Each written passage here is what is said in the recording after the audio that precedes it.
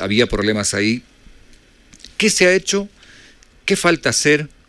¿Y qué es lo que ya no se puede hacer? Bueno, le cuento que vamos a conversar en instantes nada más, lo tenemos ya en comunicación, le agradezco mucho esta comunicación. Hemos invitado el día de hoy para hablar justamente sobre esto y lo tenemos ya en contacto con nosotros. Es Javier Lázaro, especialista ambiental de la Autoridad Binacional Autónoma del Sistema Hídrico del Lago Titicaca. Está con nosotros ya. Javier, ¿cómo está? Qué gusto, buenos días. Gracias por atender a la Red Pío 12. Les saludo en esta mañana David Siri aquí en Cochabamba. Buenos días, bienvenido. Buenos días, gracias por la invitación. Un saludo a todos, todo el equipo y los auditores. Pues gracias por eso, de verdad, qué gusto. Javier, el lago Titicaca, se dice que es el lago más alto del mundo. Ahora, en ese marco, como el más alto del mundo, es el lago, digamos así, no sé si mejor o peor atendido. ¿Cómo está el lago Titicaca, por favor? Bueno, primero, el lago Titicaca no es el lago más alto del mundo, es el lago navegable más alto del mundo. Ah, Es uno de los grandes lagos, efectivamente, entre los grandes lagos es el más alto, más obviamente en la cordillera hay lagos pequeños que están a altitud mayor, ¿no? Eh, Bien, el lago Titicaca efectivamente está con problemas. Algunas áreas del lago solamente, no hay que generalizar. Son sobre todo las áreas litorales, las orillas, de las zonas poco profundas. Básicamente son dos áreas que son más perjudicadas. Es la bahía de Coana, en el litoral boliviano del Lago Menor, y que tiene unos menos de 5 metros de profundidad, y también la bahía interior de Puno, en el Perú, que tiene también pocos metros de profundidad.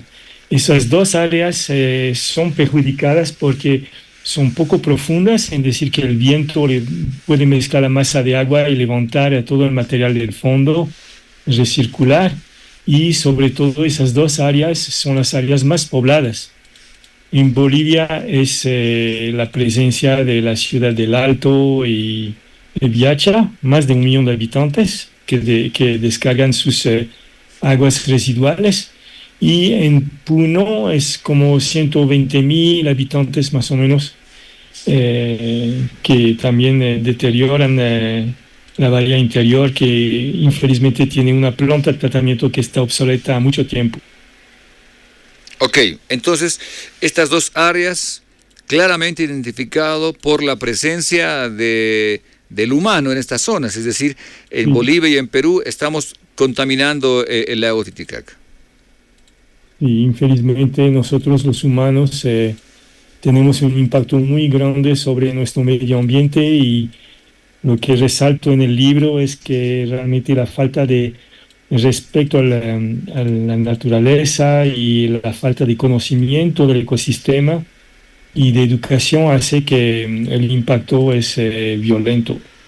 Ujú. Ahora, en cuanto a este impacto violento, exactamente qué está ocurriendo, qué es lo que se hace en estas zonas. Se tira basura, hay, no sé si conexiones de desechos también hacia el lago, por favor, exactamente qué han encontrado ustedes. Ya. Bueno, el libro que presenté hace 2 días es Ujú. básicamente sobre la bahía de Coana, que recibe las aguas residuales de la cuenca Catari, que viene del Alto Viacha. Entonces ahí tenemos una combinación de contaminación humana, los desechos orgánicos humanos. También tenemos basura, y tenemos los residuos industriales de monte de industrias.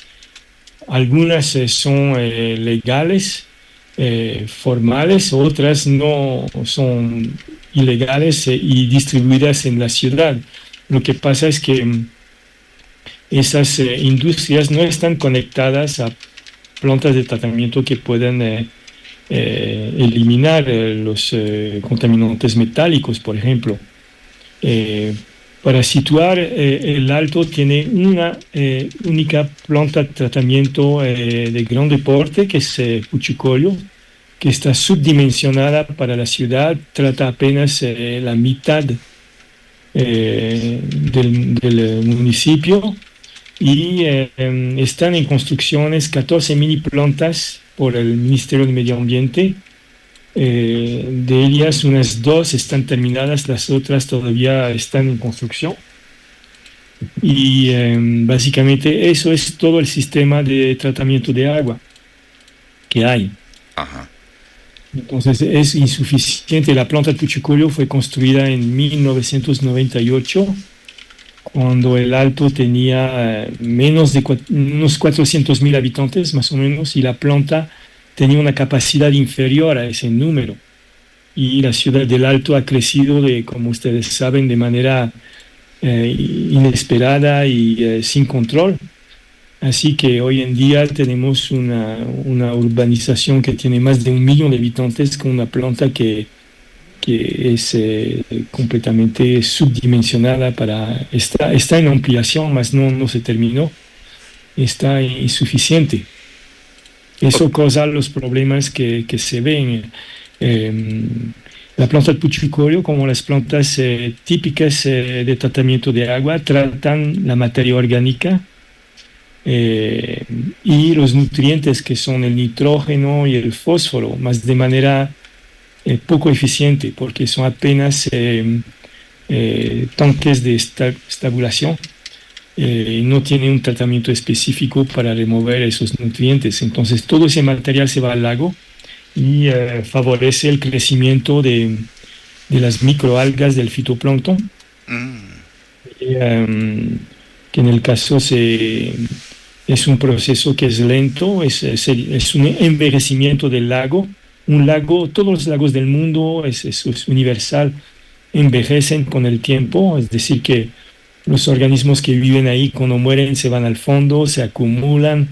Entonces la productividad de los lagos aumenta con el tiempo, mas eso toma miles de años, naturalmente. Nosotros aquí, en el caso del Alto, en pocos 2 o 3 décadas, se ha deteriorado enormemente el nivel de producción. Hay muchas microalgas, y eso impide la penetración de la luz en la columna de agua, entonces perjudica a los peces, y hay una acumulación de materia orgánica en suspensión, que también es perjudicial. Bien, entonces, a ver, entendiendo un poquito esto, Javier, estas aguas servidas, las aguas del alcantarillado, llegan hasta el lago Titicaca. ¿Cómo así, desde el Alto? Claro, porque poca gente sabe, mas hay una red de ríos. Son 2 ríos que atraviesan el Alto, ¿no? El río Seco, que proviene de la cuenca de Milluni, en una cuenca minera arriba.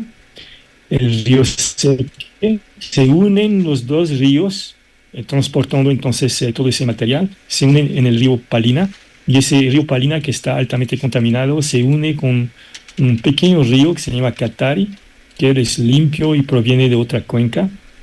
Y ese río Catari desembocaba un par de años atrás cerca a Coana, y desde poco tiempo, un par de años, ha sido desviado para un poco más al sur, en Chorasibi, que es próximo a la península de Taraco. Lo que pasa es que ese material entonces deteriora todo el litoral, y los agricultores, toda esa zona es una zona agrícola y una zona agropecuaria. Ahí se produce leche, queso para la ciudad del Alto, La Paz. Es un lugar muy productivo, miles de cabezas de ganado. Y entonces esos animales los animales y la gente bebe esa agua que es mala calidad. Se enferman y todos toman antibióticos. Se encuentran los antibióticos en el agua, y eso tiene efectos poco conocidos sobre proliferación de bacterias que se vuelven resistentes, por ejemplo, superbacterias o superhongos que se vuelven resistentes. Y en época seca, como hemos conocido en 2023 y 2024, cuando el nivel del lago baja, los agricultores, en vez de recibir en sus canales las aguas del lago Titicaca, reciben las aguas residuales de la cuenca Catari, del río Catari. Entonces, obviamente, como pueden imaginar, es una situación dramática, afecta también la pesca, afecta toda la vida productiva de la zona. Tremendo, estamos hablando de una contaminación, pero muy, muy importante, negativa. Ahora, Javier, ya pensando en el lago Titicaca,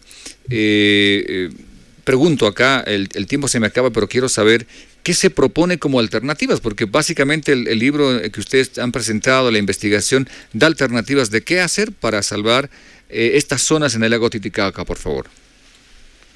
Sí, bueno, nosotros en ese libro presentamos algunas soluciones como, primero hay que evitar que todas esas aguas deterioradas lleguen al lago y siguen haciendo su efecto negativo.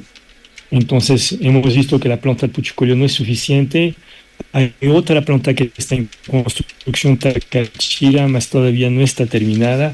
Entonces hay que ampliar el número de sistemas de tratamiento de agua y tienen que ser más eficientes.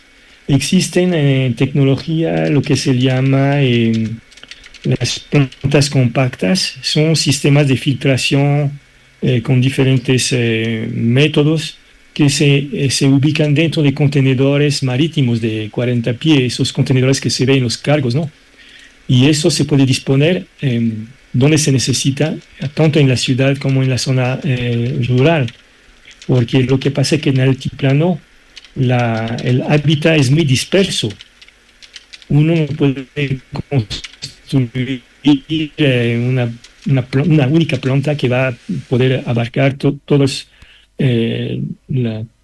los pueblos que existen en el altiplano. Entonces es mejor tener una multitud de pequeños sistemas como esas plantas compactas que van a ayudar. Se puede también apoyar la naturaleza construyendo humedales artificiales. Humedales artificiales son como lagunas poco profundas donde se planta macrófitas acuáticas como totora o chara. Esas plantas naturalmente tienen un sistema de filtración biológico y elimina los nutrientes y parte de los contaminantes. Entonces, haciendo pasar el agua a través de esas lagunas se ayuda. Entonces, mini plantas más humedales artificiales ayuda. También se puede elaborar lo que se llaman filtros verdes flotantes. Son, por ejemplo, totoras flotantes que se instalan en los ríos y por la raíz de esas plantas se epura el agua. Otro sistema que sería valioso y que se utiliza en lagos de los Alpes en Europa o en los grandes lagos norteamericanos es construir un alcantarillado circunlacustre alrededor del lago. Podríamos hacer, por ejemplo, entre Guarina y Chorrasiví, un colector que recupera todas las aguas de los ríos, las aguas negras de los ríos y también las aguas que corren de manera difusas, porque también la agricultura, cuando se usa abono o agrotóxico, eso también afecta al lago. Entonces ese colector podría retener todas esas aguas de superficie y evitar que vayan al lago, y a los extremos de ese colector instalar 2 plantas de tratamiento.